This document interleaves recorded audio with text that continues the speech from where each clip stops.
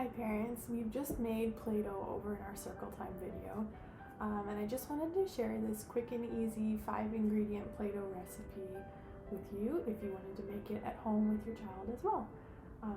It's simple ingredients, it's completely safe for eating, although it won't taste great, and it's a pretty flexible recipe, so I'll give you the measurements I start with, but just play around with it, add more flour, water as needed to get the consistency that you want. So the first thing is about a cup of flour, and then I use half a cup of salt. So I usually do a 2-to-1 ratio. You can adjust that to be however much. The cup of flour and salt made this much Play-Doh, which is quite a decent amount, especially you can break it off and have 3 or 4 good-sized chunks for kids to play with. So that's the amount that I usually start with. And then to that I add between a half a cup to 3/4 cup of water.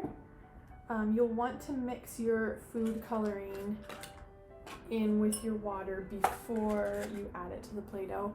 Otherwise it's really difficult to get the color dispersed and you might get stained fingers, which will wash off, so it's okay even if that happens. And then I add probably 1 to 2 teaspoons of oil at the end, and this just helps give it that soft texture.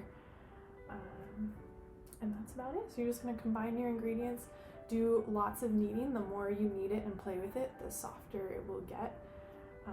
So do that right away. Use warm water, as hot as you can without hurting your fingers or the fingers of little ones helping you mix it. So that could just be warm tap water, it could be boiled water, whatever you prefer. And then if you wrap it or stick it in a plastic bag, keep it somewhere sealed in the fridge, it'll last you at least a week. Just keep an eye on it. But enjoy! I hope that's something fun for you to do. I forgot to mention one other thing. You can always try adding spices like cinnamon, nutmeg, or essential oils just to bring in another sensory piece with that aromatic. Yeah, so have fun. Look around.